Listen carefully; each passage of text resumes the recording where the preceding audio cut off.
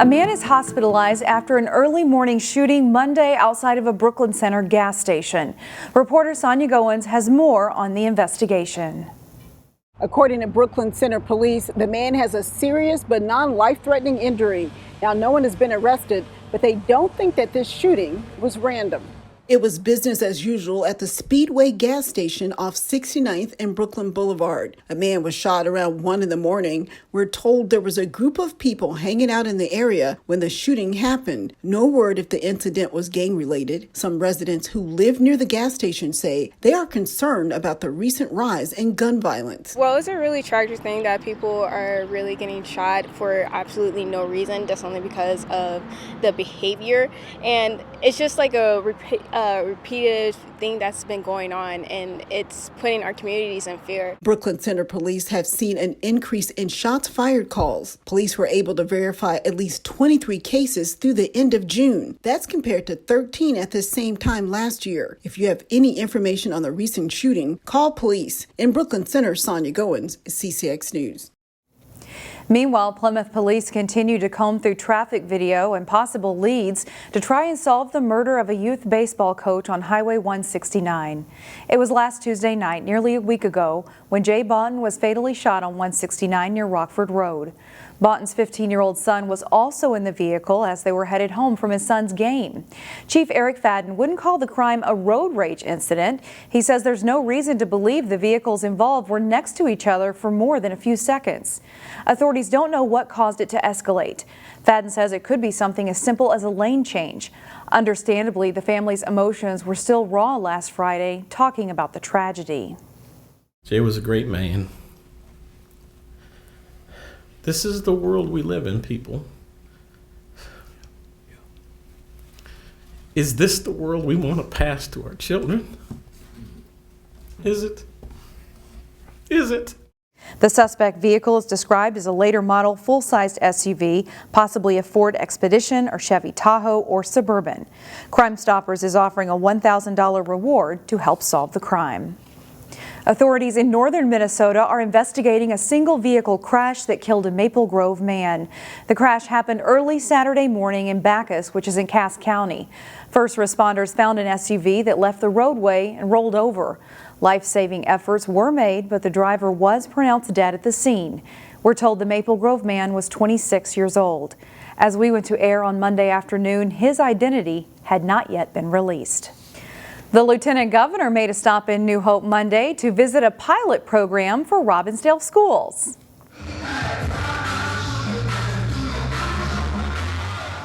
That's Lieutenant Governor Peggy Flanagan in between Representative Cedric Frazier and new Robbinsdale Superintendent David Engstrom doing the Cupid Shuffle to get the day started at Meadow Lake Elementary. That school is the first in the nation to become an American Indian Freedom School. It's a 6-week program that engages students academically and culturally. You see how our young people get into it and talk about their strength and their identity and ensuring that they can't be made to feel small. That is what these spaces are all about. Flanagan is traveling around the state to talk about the COVID-19 recovery budget, which included $1.2 million for education in Minnesota. The COVID-19 pandemic created a new class of entrepreneurs, and one of those is a graduate of Cooper High School who created a contactless courier service that is only a click away on your smartphone. Delane Cleveland explains how TRUNKDROP works. With much of society reopened, the hustle and bustle of everyday life has returned. And for people who are constantly on the go, convenience has never been more important or as readily available. Yeah, delivery market exploded during COVID in particular. The delivery for food alone just went out of this world, and why wouldn't we want that convenience for absolutely everything? These days, with the push of a smartphone button, people can have complete strangers drive them places, or they can have food brought to them from restaurants that don't have their own delivery service. But according to John Shane, such convenience doesn't exist if you're just trying to get stuff from point A to point B. The businessman, he needs his dry cleaning picked up. your kid's going to forget his baseball bat and you're not going to be able to get it to him. To help solve that problem, Shane helped develop a courier app called TRUNKDROP. You would order it like an Uber or a Lyft, and it would show up, the person would open the trunk from the inside of the car, you would place your package in the car, shut it, it would drive to the receiver's house or business, etc., and then the trunk would open, the receiver would then take the package out of the trunk. It's an on-demand service that Shane says isn't quite like a traditional courier. It's usually scheduled, it's a day, 2 days, typically even Prime is like that. TRUNKDROP drivers will get to set their own rates. At the moment, Shane and his team are in the process of recruiting drivers. They plan to make their big launch in the Twin Cities market at the beginning of August. This is a big challenge, and why not us? Why doesn't this exist already, really? In Brooklyn Park, Delane Cleveland, CCX News. And we will leave you today with video of a hazy sunshine. Photojournalist Dustin Scholl captured this haze caused by smoke from wildfires in Ontario, Canada. The smoke plume created some vivid sunsets and sunrises.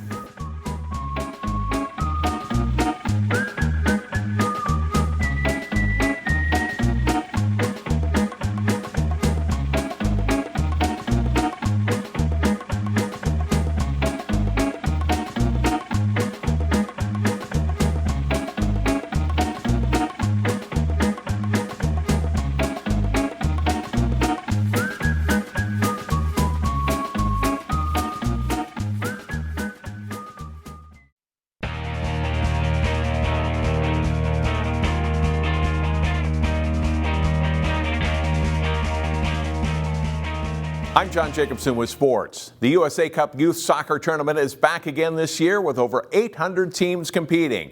It kicked off over the weekend with the appropriately named USA Cup Weekend. Here's Jason Melillo with more. USA Cup Soccer Tournament 19U semifinals between Fusion SC Black and CCL United. Free kick by Fusion's Graham Leach comes down to Michael Barreca, but CCL goalie Zach Fontenot makes a nice save. On the CCL corner kick, Hamilton Howes gets control and fires the shot and goal for a 1-0 lead. Fusion's Ethan Shower keeps his team in it with some nice saves, but they can't get the equalizer and fall 1-0. In a 15U semifinal, Eclipse Maplebrook against Minneapolis United. First half, United's Asher Leventhal zips a shot off the post and in for a 1-0 lead. It's 2-0 later in the first when Maplebrook's Carter Havelock puts the shot top corner, cutting the lead in half. Time winding down in regulation, Eclipse's Elijah Ibrahim with a nice shot off the free kick, but it's knocked away by goalie Christopher Hill, and United wins 2-1. Jason Melillo, CCX Sports. Competition in the 4-day USA Cup tourney, separate from that weekend tournament, begins Tuesday at the National Sports Center and concludes Saturday with championship matches. The 96-team Gopher Classic American Legion Baseball Tournament was whittled down to 16 teams by Monday morning. Two local teams battled in one of the pool play pods over the weekend. Here's Jason Melillo with highlights. Gopher Classic Legion Baseball, Wayzata facing Maple Grove. Top fourth, Wayzata down 2 runs, but an MG throwing error brings home Josh Gullickson and Evan Pittman, and we're tied. Then Maverick Lawin rolls a ground ball up the middle to bring around Nick Gebhart, and Wayzata takes the lead. Bottom 5, Grove's Aiden McMahon slices a hit, and Cam Elder motors home, cutting the Wayzata lead to 4-3. Then MG gets 2 more runs on wild pitches and leads 5-3 after 5. Then in the 6th, Chayton Fisher launches a 3-run homer, his second long ball of the game, and Maple Grove goes on to win 9-5. Jason Melillo, CCX Sports. Maple Grove finished 2-3 for the weekend. Wayzata was 3-2. Chippewa Falls, Wisconsin won the pool played at Maple Grove, finishing with a 4-1 record, advancing to the round of 16. Many class of 2021 high school athletes headed on to college for athletics are already on campus prepping for their new life in college. We caught up with a recent grad from Champlain Park High School who is doing just that. He was one of the state's top prep sprinters this spring. But Edmund Ocansey is on his way north for another sport. The 2021 Champlain Park High School graduate will play college football at the University of North Dakota. UND was the first school to offer him a scholarship, and it's a program in school that he already loves. I like how it's still close to home, and then a lot of the coaches, especially the DB coach, like you can just tell they're really genuine. Even as I went on campus and talked to them, they just had that same energy. As a high school sophomore in track and field, he placed in the top 6 at state in both the long and triple jumps, and was a medalist at state again this year. 18 months ago, Edmund thought that might be the sport he pursued in college. I knew coming into junior year I could get something for sure. Then finding out that we didn't have a season, that kind of like broke me too. Because before my junior year, I didn't think I would be able to go to school for football. Playing at 155 pounds as a junior at Champlain Park, Edmund was 6'1" and 175 pounds as a wide receiver and defensive back for the Rebels last fall. In high school, I started as a receiver, and then I moved to corner like halfway through the season.